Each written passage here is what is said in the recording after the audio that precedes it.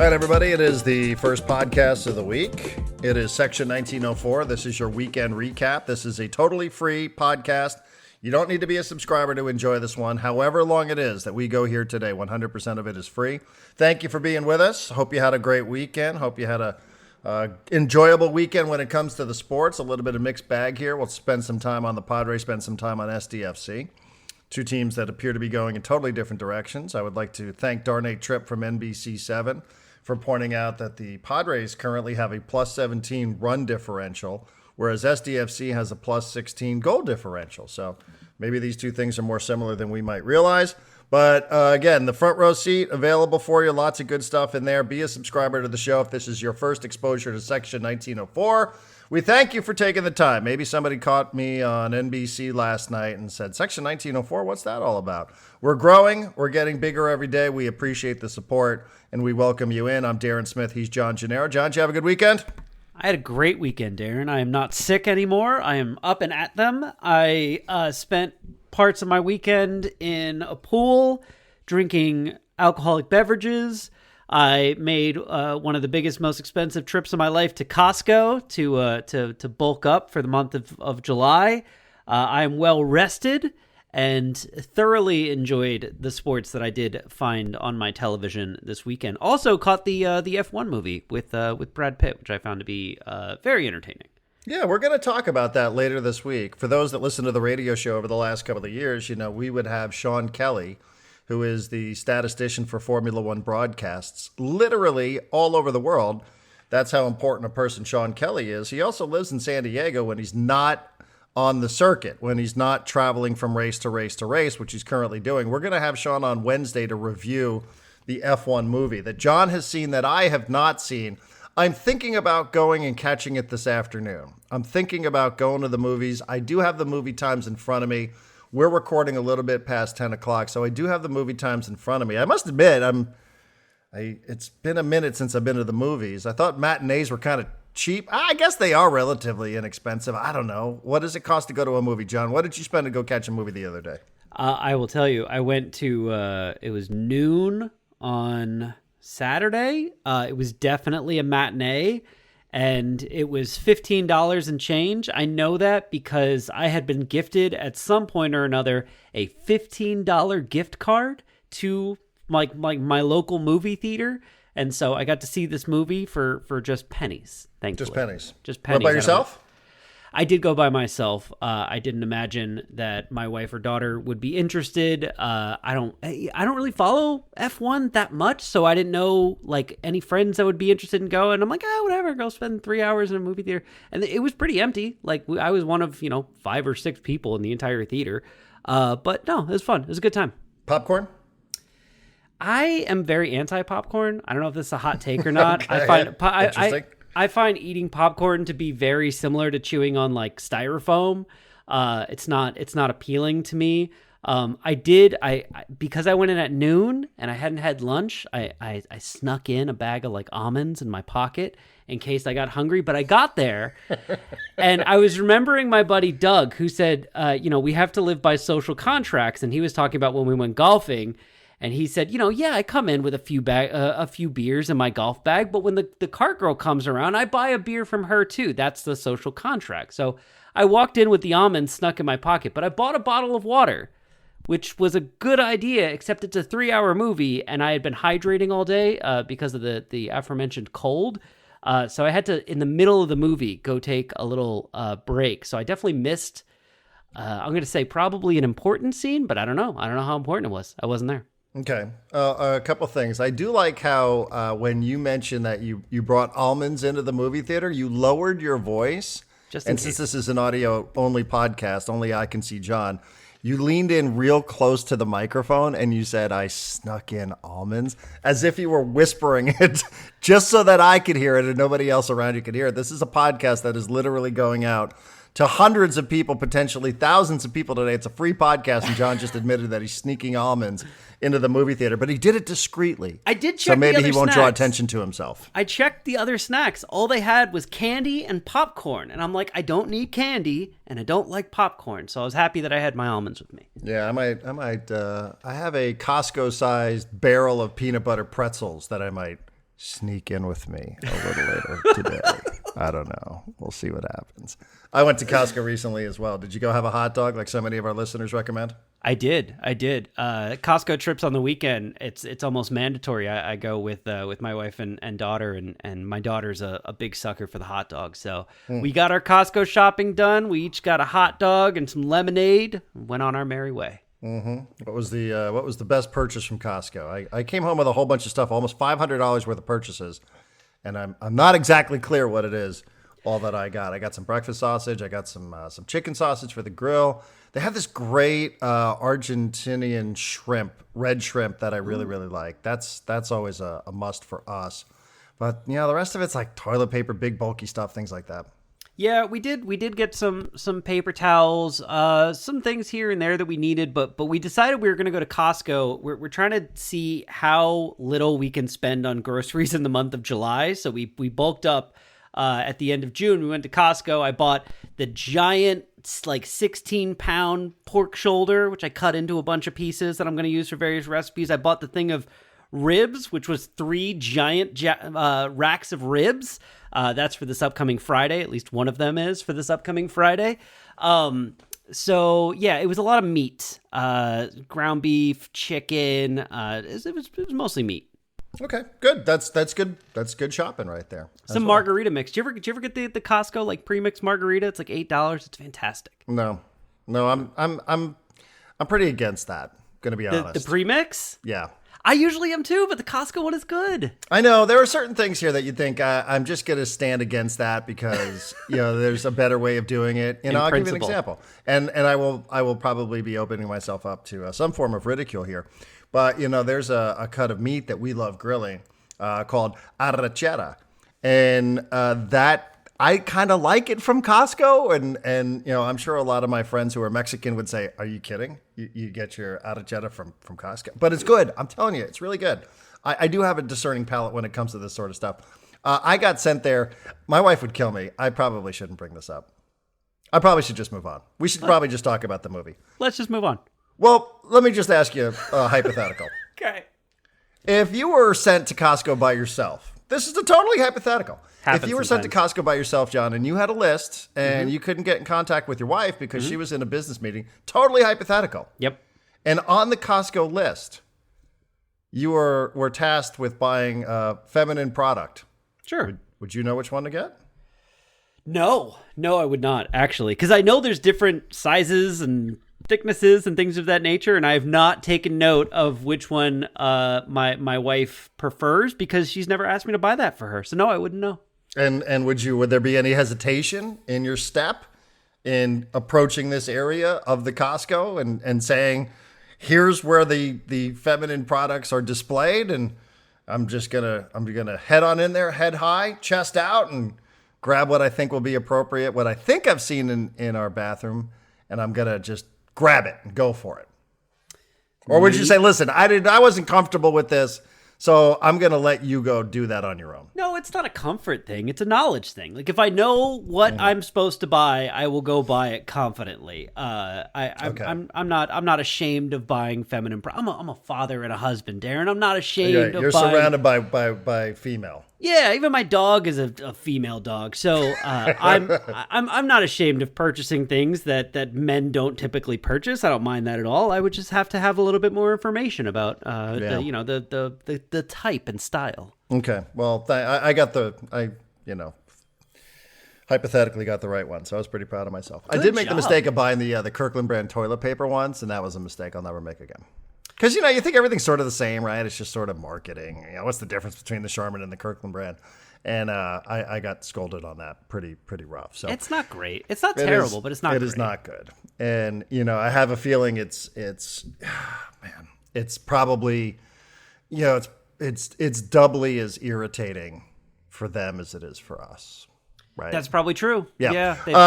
You're right. $15.38 for the Dolby Theater. Nailed it. Now, I'm offered IMAX here locally at Plaza Bonita for $20.88, and I might go with the IMAX theater. I was not offered IMAX. Had I been offered, or if you were asking, I would recommend. That sounds fun. All right. So the Padres lost 2 out of 3 to the Cincinnati Reds. They got walked off on Sunday in their most recent game. They're going to play the Phillies coming up a little later on today. Here's we can spend some time. Should we start? Let's start on Padres. I'm sure many people are saying the same fucking thing. So, what's going to be different about our conversation than anybody else's? I don't know. Other than, listen, the Padres lost. And of course, I think you'd always feel better when you win than when you lose. But would people really feel that much better had they won that game? Or would everybody still be sort of saying, hey, listen, this is a team that went 0 for 13 with runners in scoring position. This is a team that was sacrificed bunting multiple times in this game. This is a team that is deficient. Manny Machado 0 for 4. He's not the problem. But, yesterday, not a day for him. Fernando Tatis Jr., okay, he gets on base a couple of times. I mean, really, would the win have made anybody feel that much better, John? I think the answer is no. I think that the team has some big problems, and a win might have put a little bit of lipstick on this pig, but it's still a pig. And I think everybody would have been bitching and unhappy. They would have been, okay, they won 2 out of 3. It's better than the alternative, but barely, right? Just barely had they won that game yesterday. And I don't have a lot here to say, well, Robert Suarez, oh man, it just caved in on him. I don't know that that's the point of what it was that happened on Sunday. They almost got no hit on Friday. They were down 3-0. Gavin Sheets had himself a Saturday afternoon. Good for him. But even had they held on for a 2-1 victory, I just don't feel like anybody. I don't know. I don't want to be a prisoner of the Discord or social media, but even myself watching it and you and I texting, I just felt like that would have been lipstick on the pig. Like that's why the phrase was made for games like yesterday. Yeah, I'm with you. I have 3 thoughts on this. My first one is kind of the opposite of what you just said, but I'm going to say it anyway. So, Letters to AJ had an old Bill James tweet that he put in a recent post that I had never seen before. I love this one. Bill James said, fans of a 500 team overreact to every win and loss. A good team, you can't win them all. A 100-loss team, you just get used to it. But a 500 team, emotionally, you're as good as the last 24 hours. I think that's a decent way of explaining what we're living through with the Padres right now. That being said, it's been like this, where you can't really draw any conclusions from what the Padres have done in the last 24 hours for 2 months now. And I was getting to the point where I was like, I think I know why. And I was like, I think it's just because the offense stinks and we all know it stinks, but it shouldn't stink. And Kevin Acee nailed it. I think he wrote this on Saturday or Sunday. He was writing in his Padres Daily thing. And finally he was just like, none of this matters. The only thing that matters is that Fernando Tatis Jr. has been fucking terrible. He didn't say fucking. Has been terrible since the first 5 weeks of the season. And he just broke down. He's like, here he is, first 5 weeks of the season, MVP level. Since then, replacement level baseball player. And in the grand scheme of things, there is nobody more important to not just this year's team, but the future of the San Diego Padres than Fernando Tatis Jr.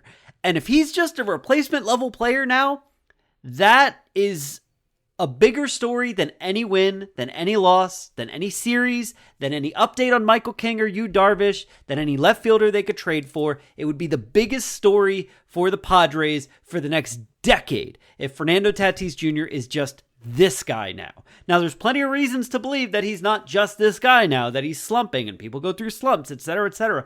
But I think no matter what happens with the Padres, if Fernando Tatis Jr. doesn't get back to that guy he was for the first 5 weeks of the season, I think the rest of the year is just going to have this cloud hanging over it of are we just fucked? Are we just going to be paying $25, $30 million a year for a replacement level player? What's wrong with him?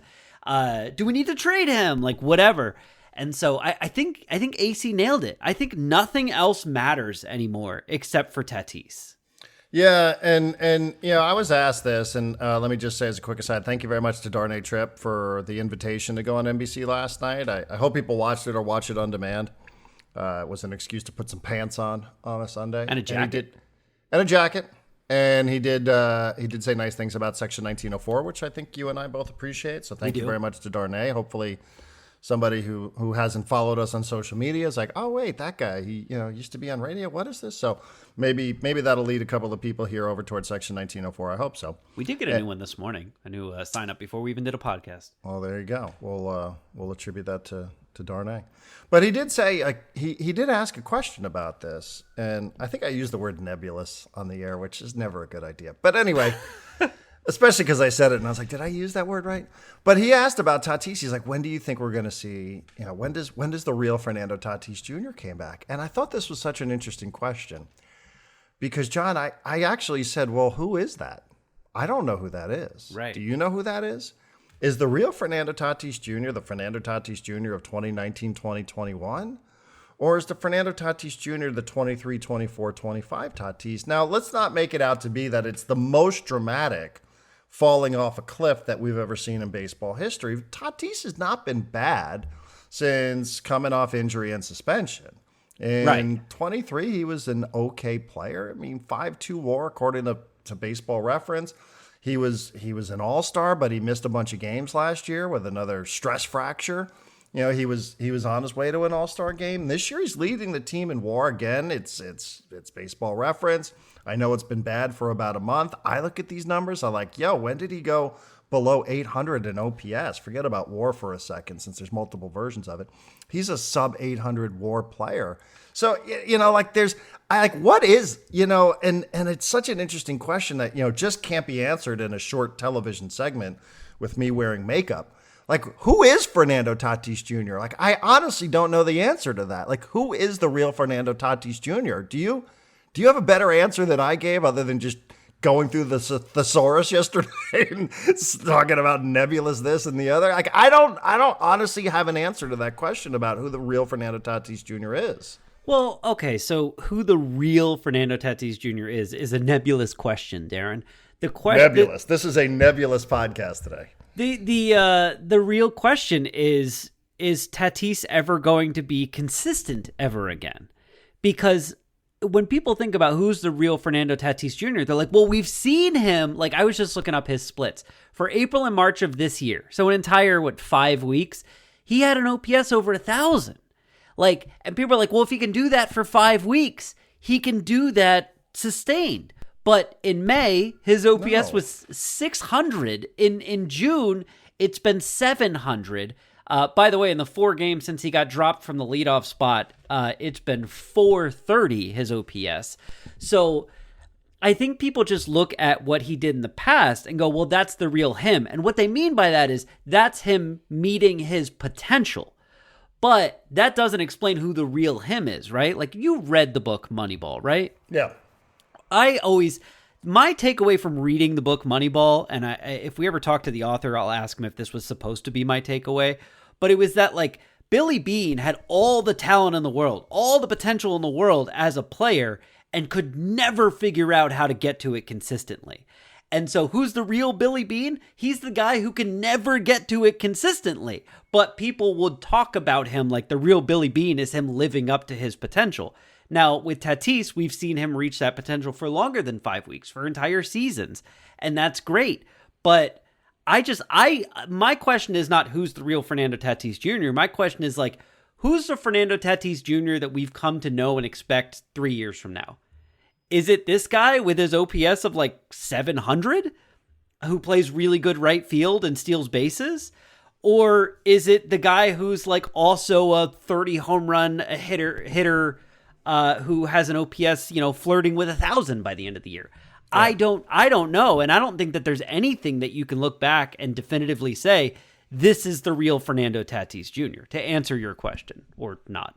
Or not, right? Yeah, I mean, and it's fair. Because I don't know that it's just who he was for a month of the season. I tend to think you are who you are. These are why you keep numbers like this. I look at some of the stars of the Dodgers. The Dodgers, because this is the other theme that everybody seems to be echoing about the Padres.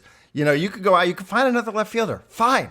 You can go out and you could find a catcher, fine. Right. But none of that's going to matter. None of that's going to matter. If you don't have Fernando Tatis Jr. doing the things that you banked on him doing. Right. He's not a bad player, but, you want to hold him up and say, go look at, like us. I get it. So Shohei Ohtani, he's a freak. He's a unicorn, all that.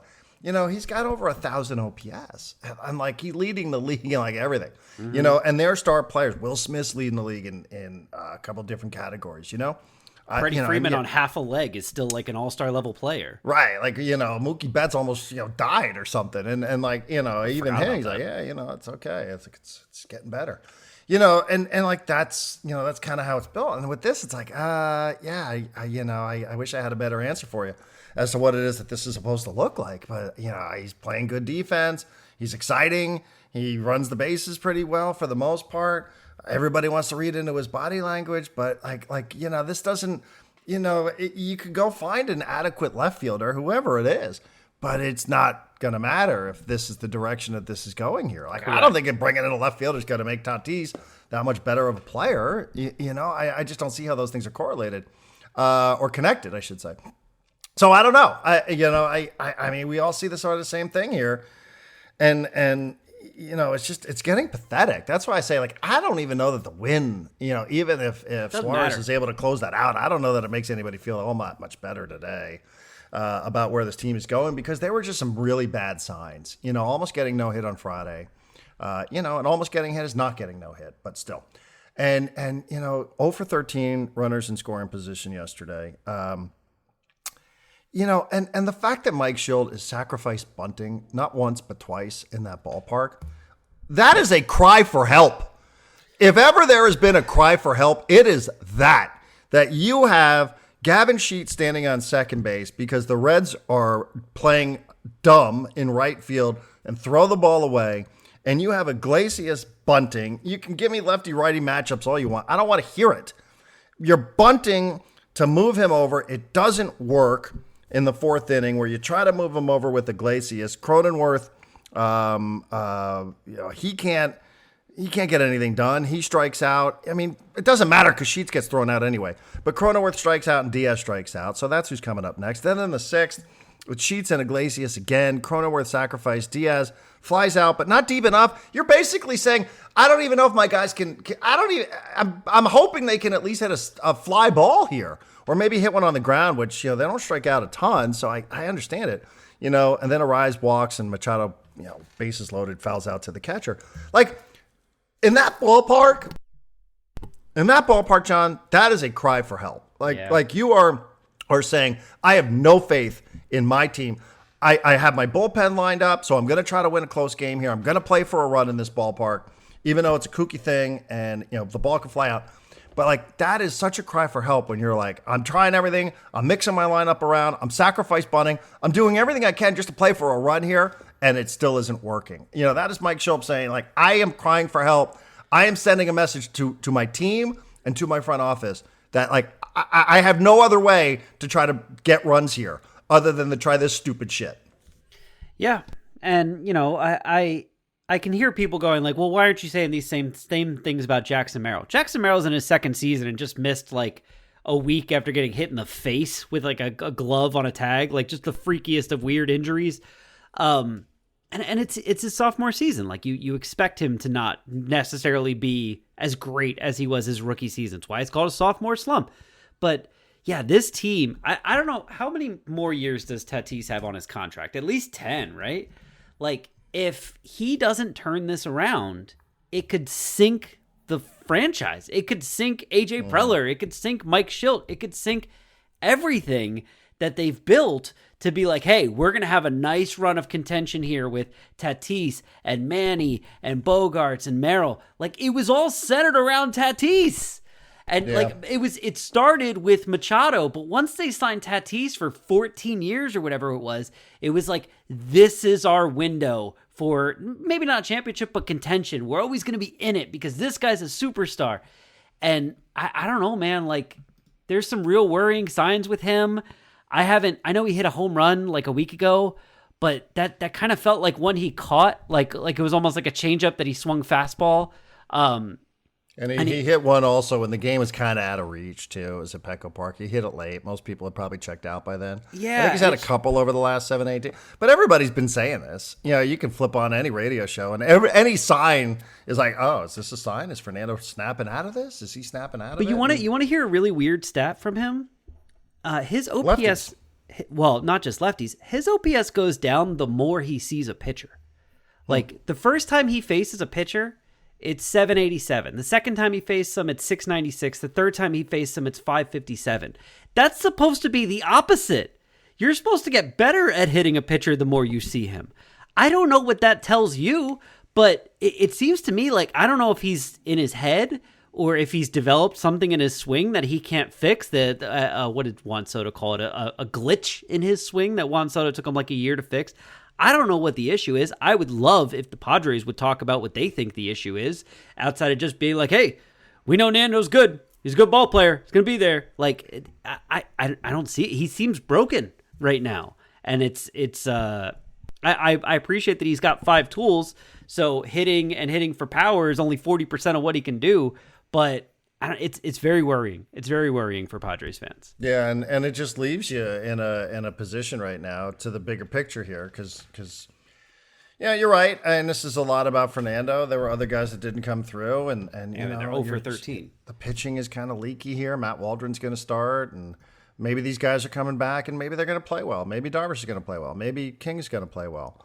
Maybe this bullpen is maybe this bullpen's going to burn out. Maybe it's not.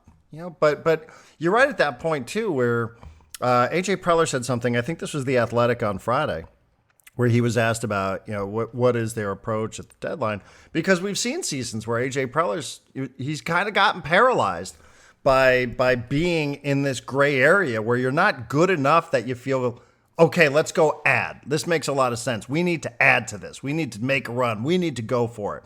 And you're not bad enough that it justifies a sell-off either. But he was quoted, Dennis Lin article Friday, the team usually tells you where you're at. Yep. And what is the team telling him? What is the team tell? They're a second place team. They're 45 and 38. It's a second place team. According to Baseball Reference, they have a 55% shot of making the postseason. Making the postseason. Okay. I suppose that's a goal that's worth chasing. But to what extent? To what level? What is the team telling AJ Preller, John? What is it? I don't know.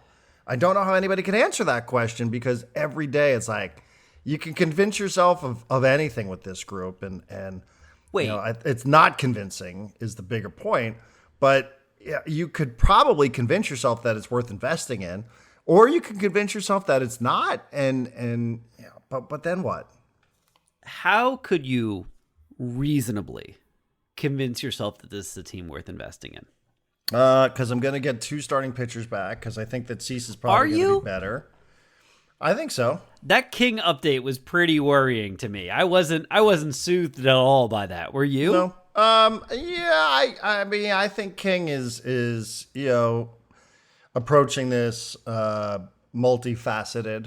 I think that there's an eye on getting back to be with the team, and there's an eye on I'm a free agent here in a couple of months too. That's fair. I think Darvish is probably trying to build up enough strength here so that he can just give it one last hurrah, and at some point it's going to break. Yeah. But I mean, I think if you believe that Tatis is capable of reverting to where he was earlier this season, I mean, you kind of have to. You don't really have an option. That's hope, and that Xander he's shown you some signs of life over the last couple of weeks. That Merrill will kind of it's been interrupted a time or two already, and maybe I mean, I think you could probably make like a objectively honest case that this is worth investing in. I don't know to what level though, but I think you could probably make that case, and somebody might disagree with it, but you can make an honest case for it is what I'm trying to say. I think I mean, it just depends on what your goals are, right? Is it the old AJ Smith with the Chargers going, the goal is to make the playoffs and everything after that is chaos? Or is your goal to beat the Dodgers? If you're like, we need to be good enough to beat the Dodgers in a playoff series. Mm-hmm. But you got to be in the playoffs to face the Dodgers. I get it, but can you convince me that this team's not going to go scoreless over 23 innings if they face the Dodgers again? Like, this offense is worse. I can't convince you of any of that. Nobody can convince you of that. There's no way to convince anybody of that. I can't convince anybody. Listen, we'll talk MLS in a minute, but But, Inter Miami had the best regular season in the history of Major League Soccer last year, and they got bounced out in the first round of the playoffs. You cannot convince anybody of anything when it comes to the postseason, which is kind of the concept of the postseason. I'm gonna use a quote from the F1 movie that you haven't seen yet. It's okay, it's not gonna spoil anything, but the quote, which I believe was delivered by Brad Pitt, was "Hope is not a strategy." Yeah, that phrase has been around forever. Flannery used to say it on the BP show all the time. Hope is not a strategy. Hope is not a strategy. And I understand they're kind of tied to Tatis. Fuck, maybe Preller's looking around and taking calls on Tatis right now. I don't know. Like he's not afraid of big moves. But but what are you going to do? You're going to blow up your clubhouse in the middle of the year? Fernando Tatis Jr. says, I'm not going anywhere because I have no trade clause? Right, exactly. No, I don't know what you do with this team. Like, that's the point. Isn't that the point? I would be paralyzed too if I was Preller right now, because I'd be like, God, like, honestly, what I would do if Preller's doing enough where he's walking through the clubhouse and he's telling Manny, I don't want people cheering your name or whatever the hell it was. Preller can walk into the clubhouse and be like, guys, it's on you to prove to me that it's worth a shot here. Well, that's what he's saying, though. That is exactly what he's saying when he's quoted at The Athletic, that the team is telling us where we're at. And since he said that, the team almost got no hit and had to rally behind Gavin Sheets and then lost a walk-off. Maybe that's their answer to the question. Maybe that is, John, the answer to the question. Maybe they're showing him. Maybe that they're not worth it. I mean, because when you put that out publicly, who are you putting that publicly for?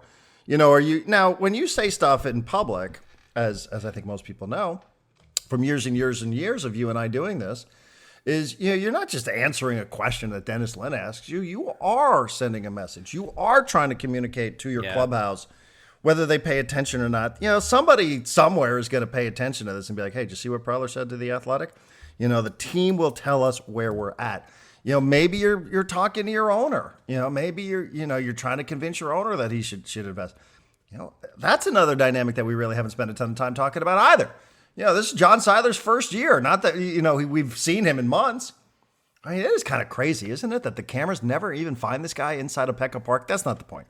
But you might have to convince him that he has to spend a little bit more money. And is he convinced when he's watching this thing play out every single day? If John Seiler was on our Discord channel, he'd probably be like, this team sucks. Let's move on from it. And I'm not saying that that's wrong. It's just, it is. You know what it is, John? It's nebulous. It is nebulous. Can I give you a nebulous stat or update my nebulous stat? Just because I don't understand, I understand this stat is terrible, but I don't understand fighting against it that much. So after yesterday, Robert Suarez's pitching stats, dependent upon which catcher he's throwing to, could not be more different. When he's throwing to Diaz, he now has an ERA of 7.5. Batting average against him is .277. OPS is .758. When he's throwing to Maldonado, it's .050. Batting average against him is .133. OPS is .341. Those are two completely different pitchers. And I'm not, like, I understand the people who come back and go, look, Suarez has had a couple blow-up games. They happen to happen when Diaz was there. That's fine. But you're going into a ninth inning situation yesterday where you're in a hitter-friendly ballpark. Maldonado's on the bench, like, available to you. And you know that your offense is not going to do a damn thing if this turns into a tie game because they haven't done a damn thing the whole game.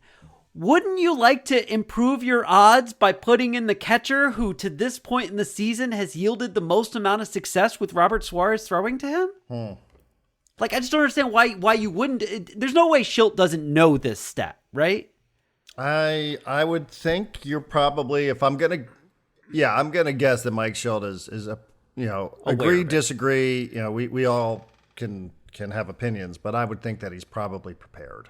That they're probably pretty prepared, that somebody is aware of this. And it just does make me wonder if it's Diaz who tips. I mean, but if he's tipping pitches, wouldn't that impact other pitchers as well?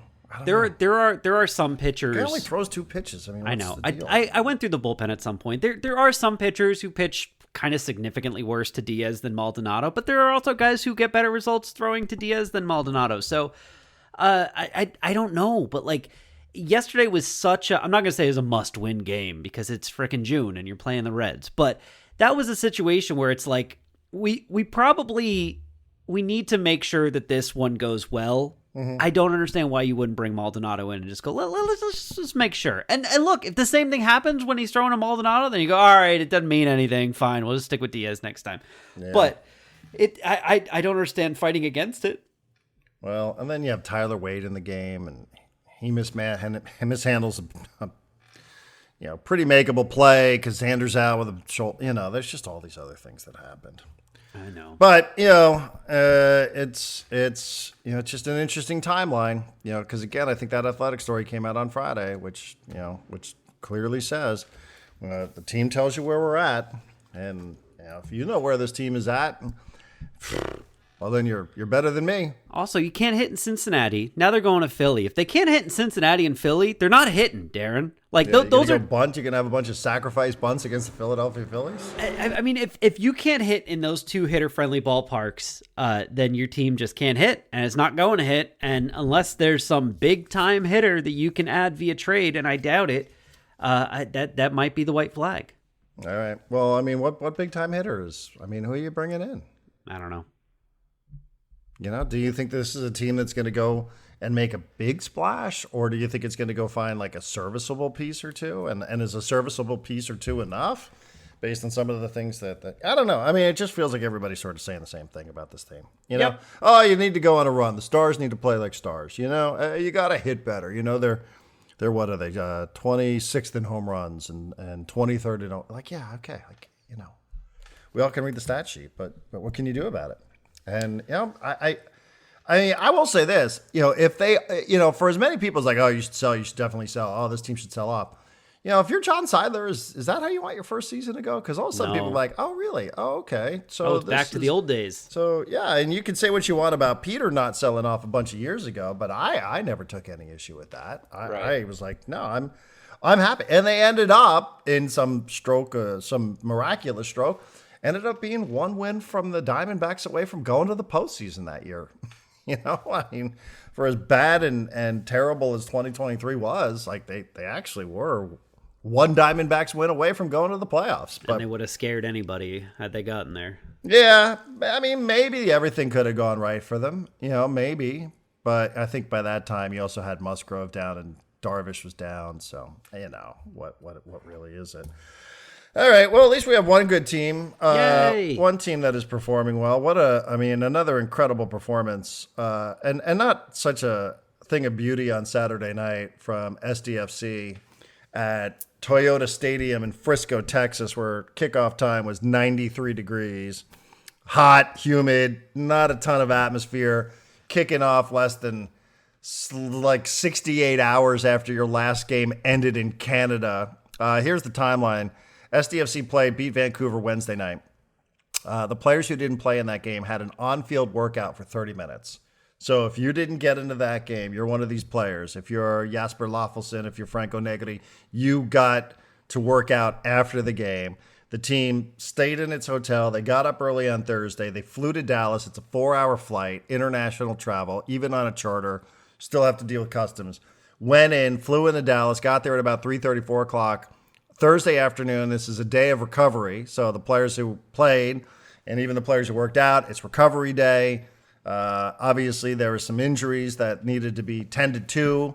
I think it was a bit of a smaller travel group, but the team flew in, recovery day Thursday. Got one workout in on Friday. Again, they're missing 6-7 guys. 2 other guys playing internationally, and Luca De La Torre and Anibal Godoy, who will rejoin the team this week. So he'll be eligible to play against Houston. I feel bad. I wanted to see Panama continue in the Gold Cup, but I also want to see Anibal Godoy return to SDFC because they need him.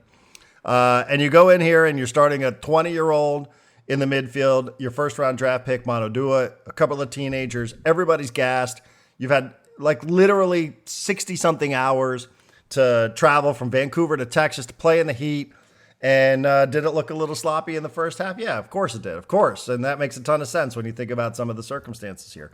You're playing for the 3rd consecutive time away from Snapdragon Stadium outside of San Diego. You're traveling from one city to the next. Humid. Although I was told the humidity wasn't all that bad. That there was a little bit of a breeze in the air.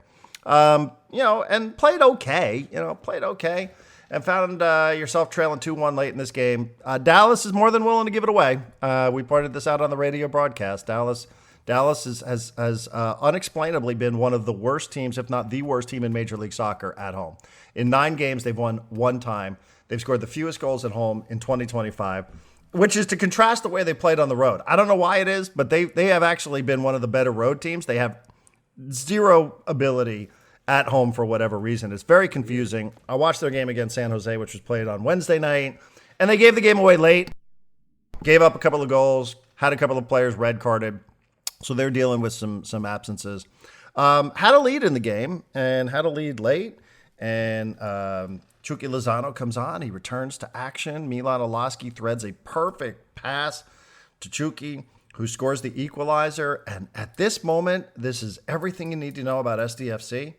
This is the moment where they and most coaches in this league and most teams in this league, John, would have said, we're good. We got our point. Let's protect 2-2. We're going to get 7 out of 9 on the road.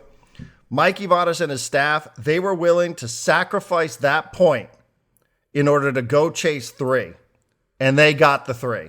Because then, in the 6th minute of stoppage time, Tomas Angel scores on another assist from Anders Dreyer and smash and grab SDFC, which I don't know. I don't know that they were the better team, but they were the winning team. And a lot of that is just because of the way that they chose to play late. They left themselves open. Dallas had opportunities to take this game, to win this game at home, which it hadn't done a lot. But they themselves found a banana peel, had 2 goals called off because of offside. Made some mistakes. I thought missed some chances. And SDFC capitalized on it. And you got to give them credit because this is the way they play. When I tell you that I think everybody else in this league, almost everybody else in this league would have played for the draw, would have said, okay, 2-2, we got it. We're fine. Maybe if we find ourselves with the ball out of possession somehow, we can go and we can try to score here. But they were pushing and pushing and pushing. And they're like, yeah, we're going to leave ourselves even a little bit exposed in the back here because we're going to keep throwing everybody forward here to try to pick up 3 points, John. And they got it. And man, how rewarding must be for that coach and for those players to come home now 3 consecutive matches away from Snapdragon Stadium, picking up 9 out of 9 points, most goals scored in the league, tied for most wins in the league, best goal differential in the league. I mean, how rewarding must that be for them to say, this is the way we play, we're going to stick to it, and they get rewarded the way they did on Saturday in Frisco, Texas. It was an incredible game to call. Yeah, I mean, you can look at all the statistical stuff. That's 3 road wins in a row. And I don't mean like the last 3 games that they've played on the road they've won. They've won their last 3 games, and all those games have been on the road. They've also won their last 4 games in a row, including the home game against Austin. I have this right. If they had not won that game, they would not be first place in the Western Conference. They would be second place in the Western Conference, even if they escaped with 1 point instead of 3. They beat an FC Dallas team, which is good. The last 2 games before that, they beat Vancouver and Minnesota, who right now sit 2nd and 3rd in the Western Conference. They have proven over and over and over and over and over again that they are a great team. And not a team with great players, a great team.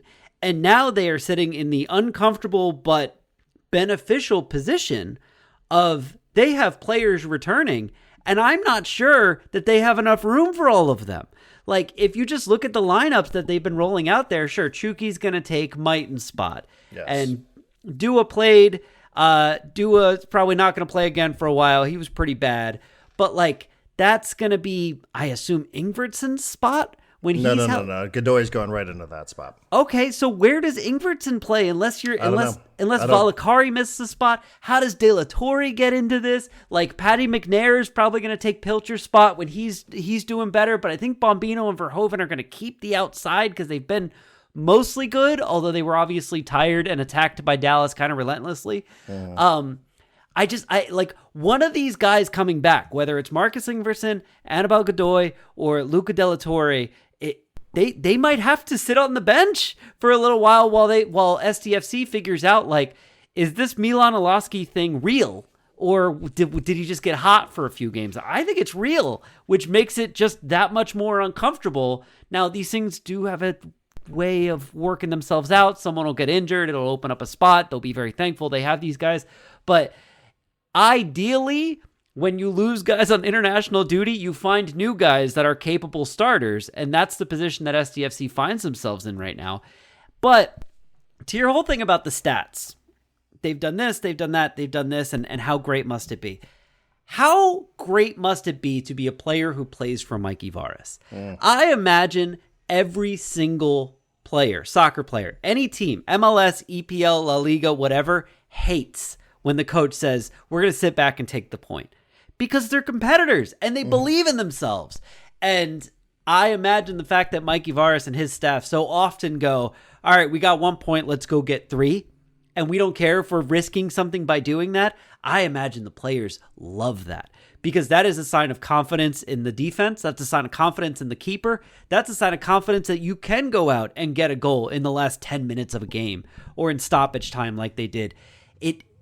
I can't, again, I don't watch all the other teams in MLS. I can't imagine there is a coach that if I were an MLS player, I would more want to play for than Mikey Varas because it's almost a player's mentality of like, we're just going to stay on top of them and we're going to keep pushing because we believe we're the best at this. And to do it as an expansion franchise is just insane. But it goes to show you how well built San Diego is, not just for this year, but like potentially long term. Yeah, and you know, listen, I think you're right. Everything you're saying is right about that. You know, I heard Mikey, he went on Ben and Woods a few weeks back, and Ben Higgins asked the question, you know, he said, you know, is there ever a scenario, how often do you think you'll play for a tie? Like as a coach, will you be playing for a tie? And Mikey responded immediately. He said, never. Now, listen, I don't know about that. I mean, you know, if you can win MLS Cup, well, I guess you can't because it's a single game. But, you know, maybe there's a playoff scenario or a draw gets you through or whatever. It's the smart decision. You know, but he was asked, and I think he's being honest. He's like, never. Like, that's not what we're going to do. You know, again, and like they were willing to sacrifice that point because, you know, it's not like Dallas had completely shut down and took off all their attacking players. You know, they were kind of threatening late in that game as well. Like Costa, Musa, like those guys were you know, like making things a little bit uncomfortable to the point where I'm sure somebody watching this going like, what is SDFC doing here? Yeah. What are they doing? Don't they realize that they have a point? That going home a 7 out of 9 when you've gone through Minnesota and you've gone through Vancouver and now you're going through hot-ass Dallas, sweaty-ass Dallas, like 7 out of 9 is that's an amazing road trip. Not many clubs can pull that off. Like, why would you be... But that's, you know, it's just not who he is. It's just not who they are. And like they get rewarded for it at the end. Who rewards them? A guy who's now scored in back-to-back games. A guy who really was sort of off the radar for weeks in Tommy Angel. Did you hear Adrian's call, by the way? I did not. He starts singing Tommy Angel. You know that song from the 50s? Yeah. So, yeah, it's very good. It's floating around on Instagram. That's great. He just starts singing Tommy Angel. And then he's like, the angel of goals comes from the heavens and scores late. He just had an amazing, you know, I'm convinced Adrian isn't fully in control of the things that he says in those moments. It just comes out and it always sounds whatever good. Pops into his head, yeah. Right, like the Chucky goal against Galaxy. He's like, chook, chook, boom! like I asked him after, I was like, where did that come from? He's like, I don't know, I blacked out. So, you know, but it's exciting and we're like, wow. And you know, I will clap myself on the shoulder here a little bit because one of the things I did say is, you know, and one of the things that I've noticed, and how did you spend your Sunday, Darren? Oh, here's how I did it. I looked up every single team, every single club. I looked how they perform in stoppage time. Okay. So yes, thank you. Very exciting life that I have here. But this team has scored 7 times after the 90th minute. 7? 7. They have scored 9 times total if you want to include the stoppage time after 45. In 20 games? In 20 games, they have scored 9 times in stoppage time. Twice after the 45-minute mark, 7 times after the 90-minute mark. 3 of those have been game winners. Game winner in Salt Lake City, game winner against Galaxy, chook, chook, boom! Yeah. And then a game winner on Saturday night. But 7 times they have scored in stoppage time after the 90th minute, 9 times total. Yes, this is what I spent my day doing. That is the most in Major League Soccer.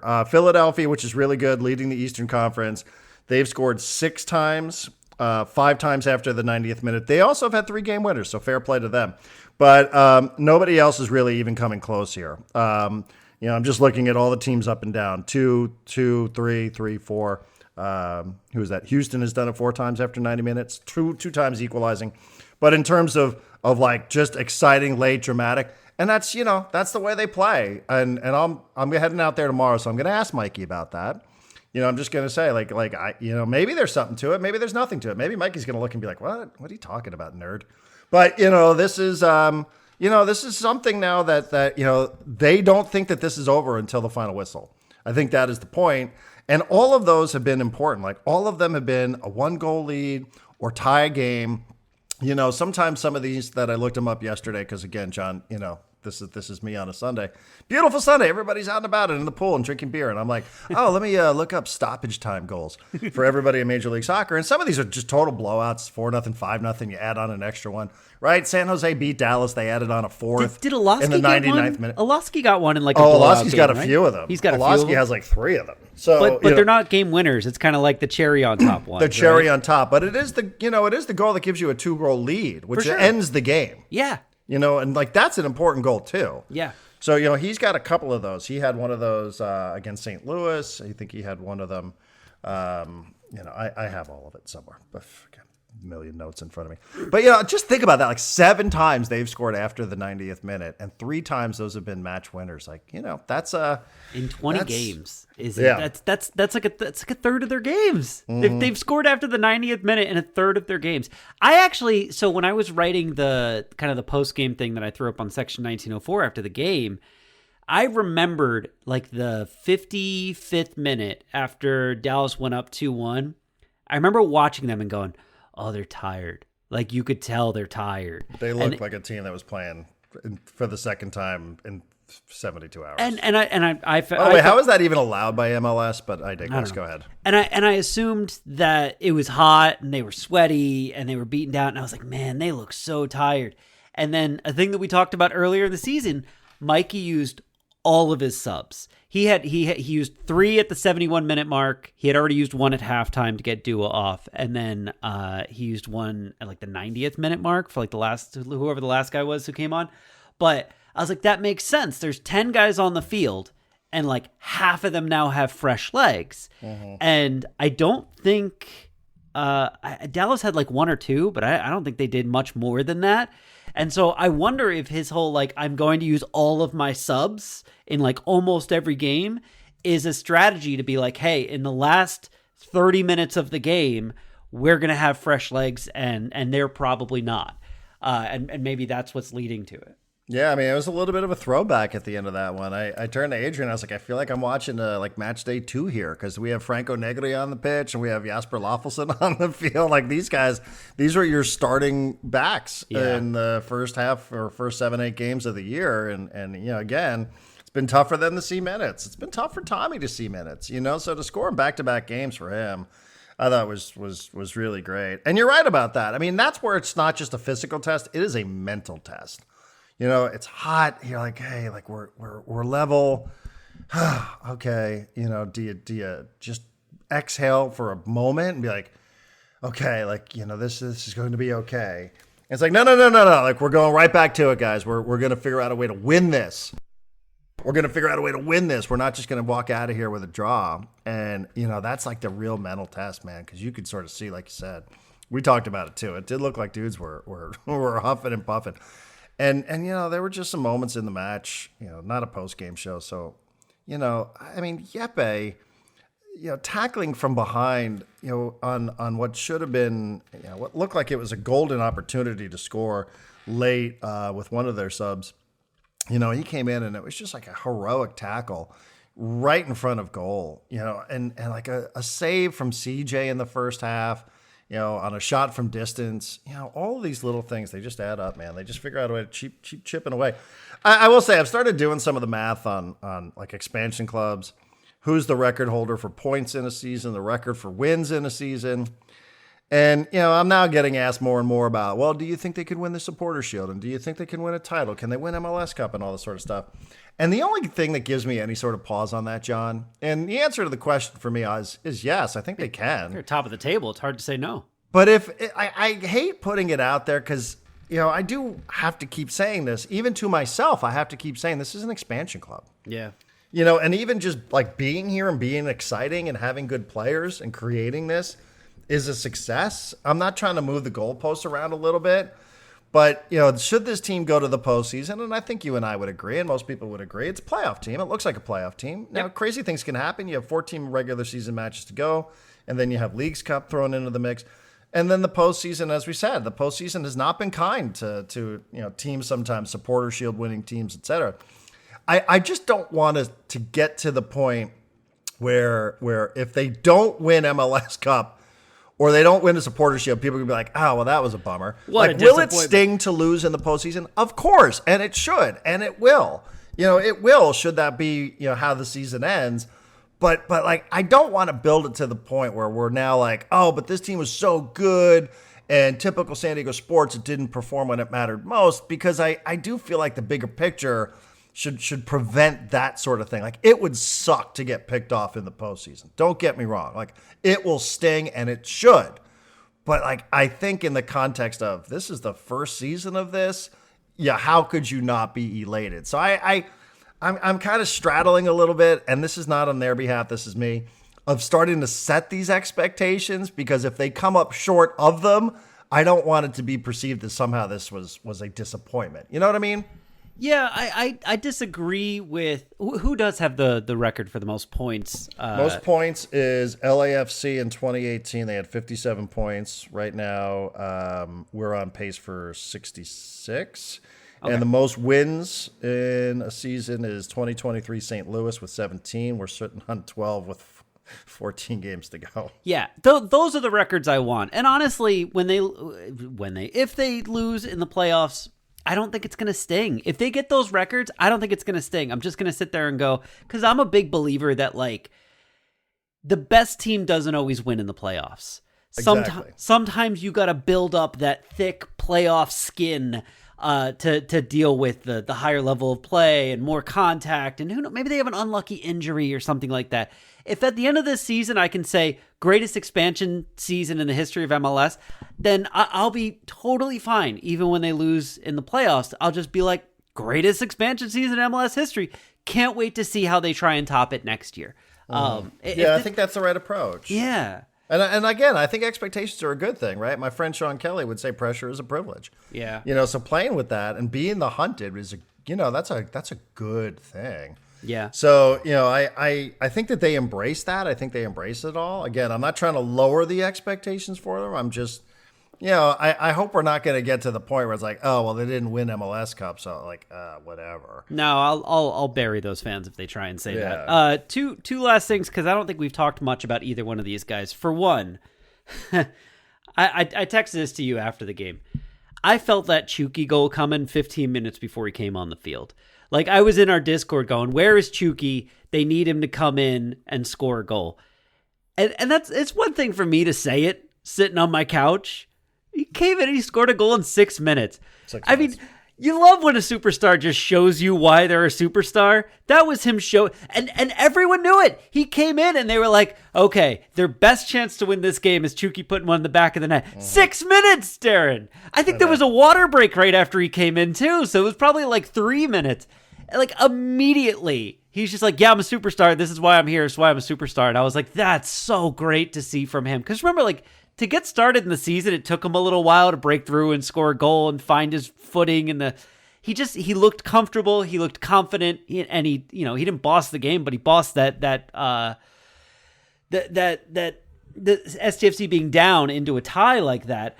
But then the other one, because I linked it in front row seat this morning. MLSsoccer.com actually posted a thing. I think it was from their wrap-up show on Apple TV saying that Dreyer is now the favorite to win the MVP over Lionel Messi. I don't think it's by much, but and Dreyer, once again, we haven't talked about him at all. Just had a great game. Just showed up and had a great game. It's always a great game. My question to you, I hate the fact that this is a part of sports now, that going down smartly, flopping smartly is a form of sports now. And if you want to be a superstar player, you got to be good at that too. But Do you think that was a penalty that Dreyer got, or do you think that was soft? I thought it was a little soft. I think it was Valakari who earned the penalty. Oh, was it? Yeah, I thought he got chopped down. I thought it was. I mean, it's a foul in the box. It's a penalty. Whoever it was, they like as soon as the contact happened, they just went down, and it didn't look like they were forced down or had to go down. They were just like, I've been touched, I'm in the box, I'm going to go down and pick up a penalty. And I know that's a part of sports, but I was just watching, going like, it's a little soft. But okay, if it was Valakari, good for him. And then Dreyer just, I love when they do the thing on the TV where they show you where they hit it last when they had a penalty, and I like it even more when Dreyer puts it in the exact same spot that he put it in last time, and the goalie's all the way on the other side of the net. Yeah, the first one he took was against Minnesota United. It was playing a rookie goalkeeper, and that guy was like 7 feet tall. Right. So he's a long ways from the ground, and Dreyer's like, I'll just knock a worm burner in. Right. And it worked. And then he did it again. I know. Speaking of penalties, by the way, real quick, we'll save the U.S. men's national team for a different day. But Matt Freese, whoa, like what a performance in the penalty shootout against Costa Rica. We might have a goalkeeper for the U.S., John. We might. We'll see. I don't know. Well, we'll have the week off, so we'll have the midweek show, and then Houston comes to town, and then 4 out of the next 5 are going to be at Snapdragon Stadium. So should be a ton of fun on that one. Hey, real quick before we wrap up, did you see this video floating around of what happened at the Beyonce concert? Yeah. Oh my God! I've seen it from a couple different angles. This is at NRG angles. Stadium in Houston, where Beyonce's performing some concert, and she's singing a song, and she has like a car that hovers above the stadium. Yeah. And it's held up by a couple of the cables in the roof. However this thing works, I don't know. And it starts making its way around, and you could see the car starting to just tilt a little bit and tilt a little more and then tilt a little further. And she stops the song. She's like, stop, stop, stop, stop. And they have to lower the vehicle. It looked terrifying. And while everyone's cheering, by the way, everybody is not only cheering, John, but everybody is filming on their phone. Mm-hmm. Like 60,000 people have their phones out. And imagine if this had gone horribly wrong. There had been that many videos of our queen potentially falling to her death in NRG Stadium while everybody stands with their cell phones illuminating NRG Stadium to capture this moment. I was like, whoa, what's going on here? What a crazy thing to watch. I have a slightly different background with this, not because I was there, but because I remember watching a wrestling event in the 90s. It was a pay-per-view event, and I remember I was watching it, and Owen Hart, who was Bret Hart's little brother, was a wrestler, and he had this gimmick character, whatever, where he would fly down from the rafters of the arena down to the ring on one of those strings. And he did this during a pay-per-view, and the buckle that he was strapped into broke, and he fell. His face hit like the corner of the ring, and he died in front of an arena full of people. He died, and of course they just continued on with the wrestling, and they were like, all right, we'll skip that match, on to the next match, and like I'm literally watching it, going like, what just happened? And they're like, it was a malfunction. Owen Hart, he's on his way to the hospital. We're sending him our best, blah, blah, blah. Like, they didn't want to say, like, this man just died in front of an arena full of people. But he died. And I said this to my wife last night when I saw the Beyonce thing. I was like, because my wife's a huge Taylor Swift fan. And I was like, it has become very popular lately that when a musician, typically a female, has like a big tour, big arena tour, stadium tour, whatever, that they do this. Pink flies all over the stadium, right? Lady Gaga flew down for the Super Bowl halftime show. Beyonce's flying around. There's someone else I saw flying around lately. And I was like, I appreciate the fact that Taylor Swift, when we went and saw her, did not do this. She did not threaten her own safety or the safety of the people below her to fly around the stadium. They just had big screens and a large stage so she could wander around the stadium. We have to stop. Like, why? We don't need this. I know. How much is it really adding? Bad Bunny did that when he performed at Petco Park. He had this little like island with a palm tree on it, and he stood on it, and it flew around Petco Park. And I remember thinking, even then, like in my haze of enjoying Bad Bunny, I was like, well, what is this all about? Yeah, who needs this? I mean, it's kind of cool that he wants to get closer to the people. I think that's what the actual motivation is. Like, we're trying to get closer to the fans, who can't always be close enough to the stage. Yeah. But it's like, it's okay. Like, it's okay. It sounded good from where I was sitting here. Like, you didn't have to do that. Like, okay, it looked kind of dangerous to me. Like I wouldn't want to be floating around Petco Park on some oasis, some island, floating around and trying to perform a song. Like I was good with you down there. You got some big screens and the acoustics are pretty good. And like you said, John, like I mean, it looked pretty gnarly when you see some of those angles, what was going on with her. Like she was holding on to one of those cables so as to not slip out of this car and fall go tumbling down to the floor of NRG Stadium. I saw someone comment and they were like, Beyonce's fans would have caught her. I'm like, you guys are fucking idiots. Like, what are we doing? Yeah, Stop this. Who's down there that you're confident in? Yes. How about I'll jump off a 4-story high building and you and a couple people try and catch me, Darren. See how that works out for you. Yeah. All right. Well, thank you also to Chris and Irwin on the Discord channel who recommended American Tire Depot on Adams Avenue. I think that's the one that you were talking about. Is that the one? Actually, I think that is the one that I used to go to all the time. So I'm going to make my way up there. I've just applied for and received and got accepted for a new credit card. So I'm going to wait for the new credit card before I go and get my tires. Fingers crossed I don't have any major disasters here in the next couple of days before this credit card comes in. Thank you to H.J. Preller for chiming in on that credit card as well, the Chase Sapphire, with all the travel benefits. So, I got one as well. The Discord channel gives us all sorts of good stuff. It does. Gives us information about USD tennis players who are playing at Wimbledon. Gives us information about tires, where to go get tires and movies and how much movie tickets should cost and all that fun stuff. So I know people in there in our community, in our Section 1904 community, are talking about, hey, I'm going to such and such a place. Does anybody have any recommendations? And we have people who are like, yes, I've been there. Here, go to this place. The travel channel is so much fun. Can I give you my wife's feedback on your tire discourse on Friday? Yeah. She was like, how old is Darren? It's like, I think he's like 50. And she's like, he's never bought tires before? First time buying tires? I don't know that I have. That's incredible. I honestly don't know that I have. I've mostly leased vehicles in my life. There you go. That's so by the time the tires are starting to run their course, so to speak, it's time to give the car back. But I own this one. This is like when you bought a house and then started texting me about how homeownership is terrible. You bought a car. Now you bought a car. Now you're like, oh, I got to change the oil and buy new tires. I know. Trust me. I just did a little bit of work here. I have some maneuvering to do because we just had we just had to level the side of the house and put some grass down and put some new lights.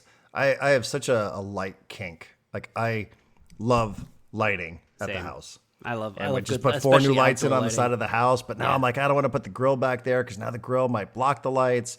So now I have to relocate the grill to a different part of the house. So yeah, all sorts of stuff. All right, well, maybe I'll go catch this movie this afternoon. Yeah. And I'll try to do, because tomorrow's out for me. It's 4th of July week. We're not working Friday, are we? I don't think so. In which case, we should maybe pick a different day and go to Mason because we haven't been there in weeks, and I would very much like to drink one of their beers and eat some of their tacos. We'll pick a day. We'll go to Mason before Friday, and then Friday we'll either post some sort of evergreen thing or nothing at all, or maybe I'll just do front row seat, and that'll be it for the day. But everyone should enjoy their 4th of July. I'm going to be hopefully drinking beers in the pool like always, and putting something on the grill like every good American should. Matt Waldron tonight. Exciting. Yeah. There's such a large percentage of these Padre games that we're going to look back at at the end of the season and be like, oh, the pitcher who started the second most games this year was Stephen Kolek, and the pitcher who started the third most games this year is Ryan Bergert, and the pitcher who started the 5th most games this year is Matt Waldron. Like the pitching staff it should be a problem because the names are hilariously bad. It just hasn't been a problem, and the bullpen's been fine too. It all centers on Tatis. It does. All right. Good week lined up for you. The 4 days at least that we're definitely going to do. Thank you to everybody for checking us out. Again, if this is your first time here, it's called Section 1904. There's a website, section1904.com. You can subscribe. You can support this podcast for as little as $5 a month. We would appreciate it if you were to do that. Thank you very much. We know you have tons of options out there, especially on a local level. Lots of people doing lots of things on different platforms, but ours is a little bit different. And we've been at it for 2-3 months now. So if this is your first experience, hopefully it's enough to get you to sign up for the free trial at the very least. Give us a couple of days, and hopefully we can earn your support, which is what our community is all about here at Section 1904. See you tomorrow.